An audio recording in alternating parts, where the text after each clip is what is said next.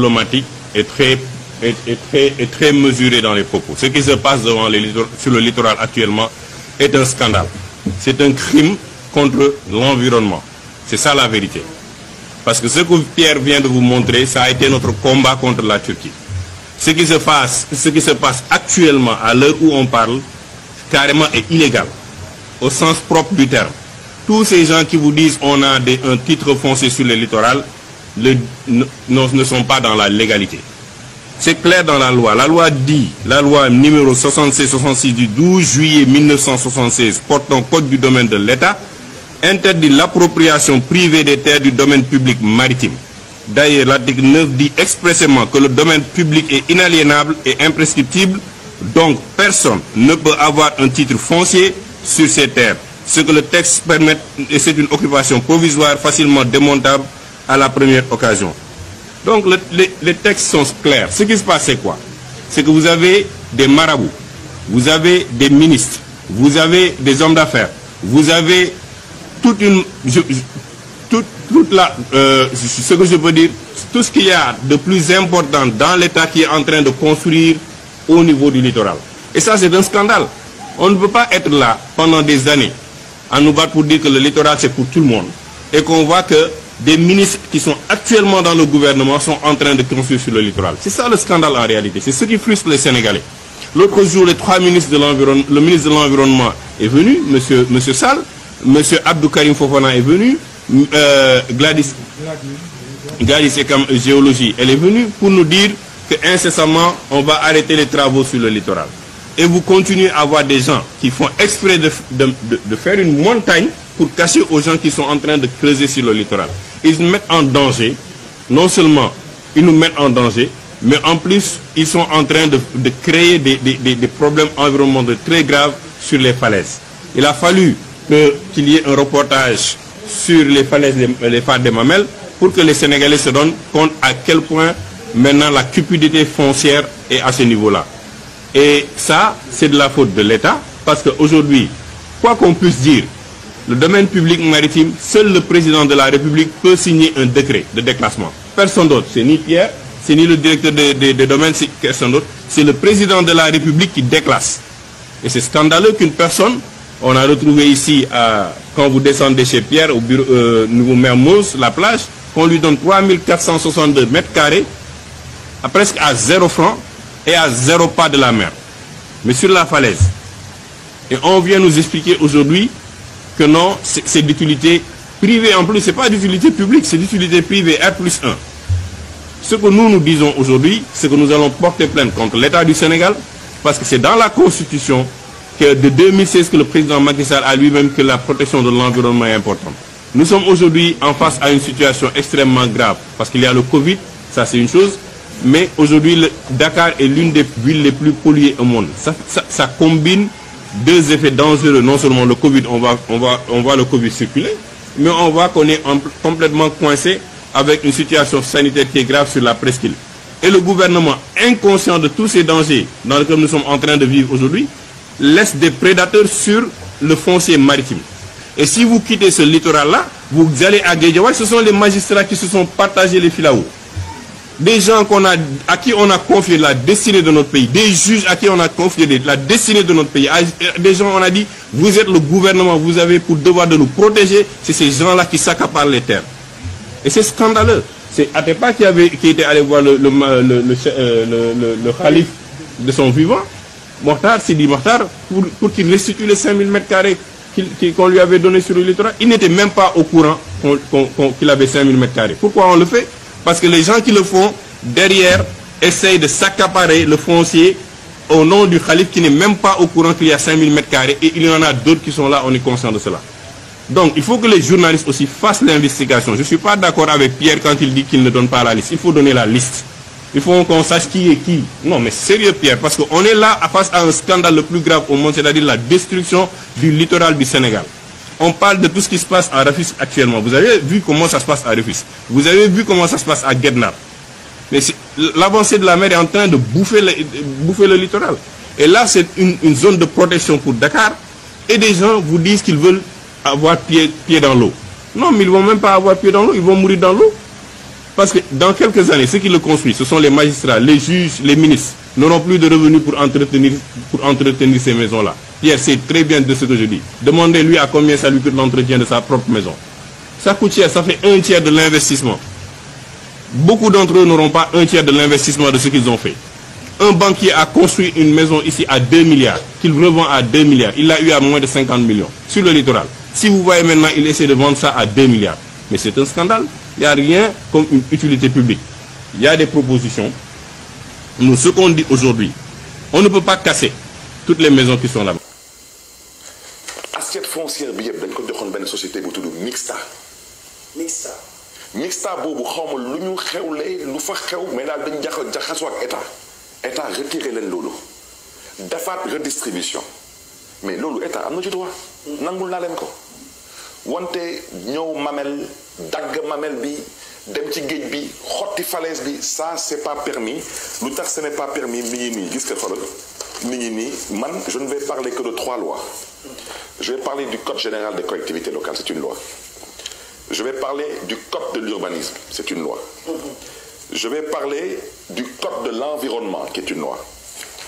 Le Code de l'environnement, la loi numéro 2001-01 du 15 janvier 2001, article 69, alinéa 2, néna, seuls sont autorisés sur le domaine public, maritime et fluvial, virgule, à titre d'occupation privative, virgule, les installations légales et démontables. C'est le Code de l'environnement, c'est une loi. Elle est au-dessus du directeur des domaines, elle est au-dessus du ministre des Finances.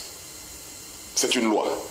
On a dit qu'à titre d'occupation privative sur le domaine public, maritime et fluvial, seuls sont autorisées les installations légales et démontables.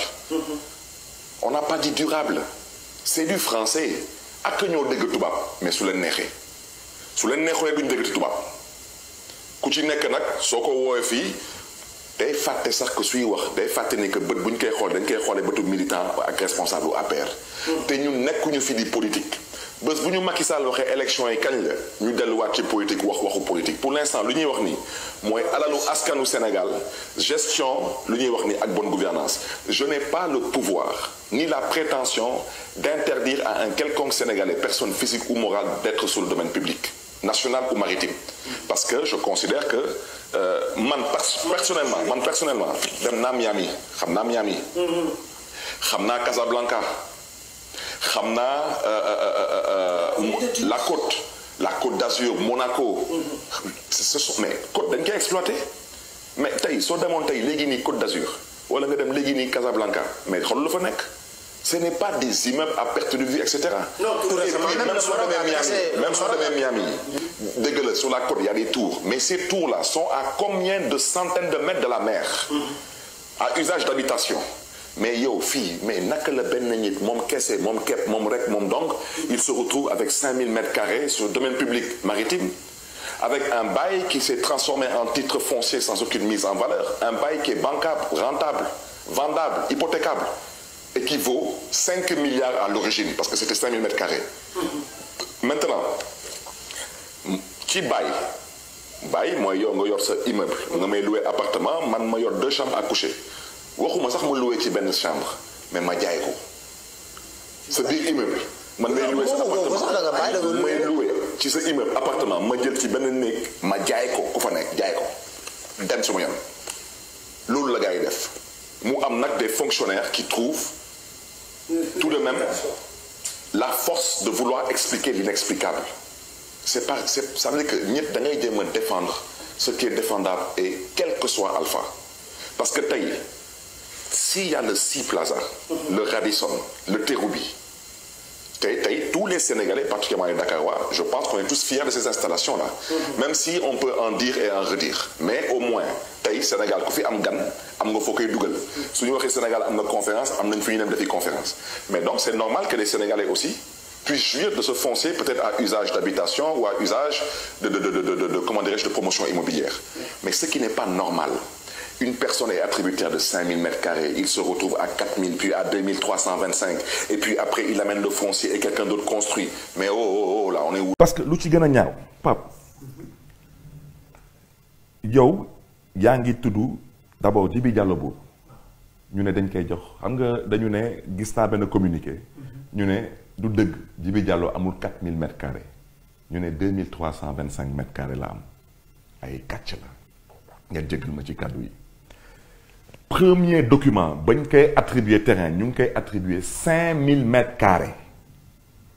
à usage mais joxe sax nit 5000 mètres carrés maa ngi ñëw mais dama lay expliquer parce que kii ce sont des experts en satchologie parce que yaa ngi may dégg xam nga 5000 mètres carrés nga bind à usage d'habitation xam nga maintenant man lan mooy la question parce que gis naa benn communiqué société boobu certaine ñu ne que ci seen 5e paragraphe ñu ne que amul benn koppar bu jóge ci ñoom dem ci Djibi Diallo dañuy fenn te maa ngi déglu ci kaddu yi parce que dama bëgg a wax ji jëm ba ci justice bi man waxaguma te génnaguma lu ma am ci ay kayit gis que ñii suñu ma moytuwulee fii la ñuy jaar tëj seen société bi dem defi leneen parce que ils vont se calmer. xam nga 5000 mètres carrés. bu Djibi Diallo moom dañu njëkk a jox Djibi Diallo. waaw maintenant la question est de savoir comment on est passé de 5000 mètres carrés à 2325 mètres carrés. et le reste kan moo ko jël. damay laajte. quel est le ministre des Finances. qui a structuré sur cette assiette foncière quelques milliers de mètres carrés pour pouvoir créer ce titre foncier à Djibi Diallo. xam nga xeex bi c'est une bataille d'opinion. Ils vont répondre. Ce n'est pas à la justice sénégalaise à la limite de dire le droit. C'est aux Sénégalais de se dire le droit aujourd'hui parce que li alalu Sénégalais yi la te justice sénégalaise lu ci waaye xam doy na et ñoom ñëpp ay ponkal lañu parce que nag bëgguma sole ci wax ci xam nga gars yi ñoom suñuy dóor. maa ngi ci liste bi. maa ngi ci liste bi xam nga gars yi suñuy dóor. xam nga gars yi suñuy dóor. damay jégalu nag askanu Sénégal parce que dafa am ay kilifa ñuy ay kilifa diine ñoom duñu jël lettre. bind ne dama bëgg ngeen jox ma terrain wante ñoom suñuy def seen ñaawte dañ leen di jiital ñu ne parce que suñu gisee turu xalif généralu lii wala turu xalif généralu laa duñ ko sañ a attaqué duñ ci sañ a wax wante suñu defee lu mel noonu dañ ciy dugal ay hauts magistrats mais allez chercher le patrimoine du président de la Cour suprême si vous pouvez le savoir allez chercher le patrimoine du président de la Cour d'appel allez chercher le patrimoine du procureur de la République du tribunal hors classe de Dakar. Allez les chercher. Si vous voulez, on parle. Si vous voulez, vous vous calmez. C'est à vous de voir. Parce que la récréation, elle a trop duré. Et man, je ne suis pas là pour humilier des gens. Je suis là pour dire à des gens, arrêtez, ça suffit. dafa doy. Maintenant xam nga. mais liste bi mënuma ci sore ci liste bi. waaw bëgguma ci sore mais nag am na lu ma ci laaj naa ko sax Sud FM. damay laajte numéro 10. damay laajte président Macky Sall laay waxal une fois de plus waxuma ak waa domaine waxuma ak waa cadastre waxuma ak ñooñu waa président laay waxal. dama koy laaj est-ce que président Denis Sassou Nguesso ci la bokk am déet. damay laaj rek ma koy laaj moom tamit président Macky Sall lan la seq ak président Sassou Nguesso diine tarixa lan la ñu seq te président Sassou nekk ci xalif général damay laajte rek le numéro 10 je demande Jean-Dominique Okemba il est qui? C'est le non on le connaît c'est le neveu de Denis Sassou Nguesso en même temps son directeur de cabinet. moo tax may laaj président Macky Sall lu tax sénégalais yi mënuñu am suuf ci tefes bi ku jógee xaw ma ban dëkk di ñëw fii ñu koy jox lu toll nii mais ça c'est des milliards fu ñu ko teg dama bëgg ñu wax ma non déet dama bëgg ñu wax ma Denis Sassou Nguesso lan la defaral sénégalais yi fan la demal Sénégal ñoom bokkuñu génération sax mais moo tax may laaj est-ce que dañu bokk diine mën nañ bokk diine je ne sais pas mën nañ bokk tarixa je ne sais pas mais am na benn tarixa bu nga xam ne ni moom xalif général la ci. voici le Sénégal d'aujourd'hui et de Macky Sall lii mooy gestion sobre et vertueuse lii mooy la patrie avant le parti moom lay wooye yebeel moo tax maa ngi déglu mbokk yi wante nag xol bi dafa fees te foog ñu wax nit ñi dëgg lu ëpp rek tuuru man ça fait 11 ans que je suis maire maa ngi noppi rek. fii awma fi mètre carré ñoom seen bopp suñ taxawee ñu nekk man duma fi maire dañuy nax seen bopp te ñoom nañ ma wax kan moo leen fal dañ leen nommé jéemal gestu ñaata suuf dañ fi am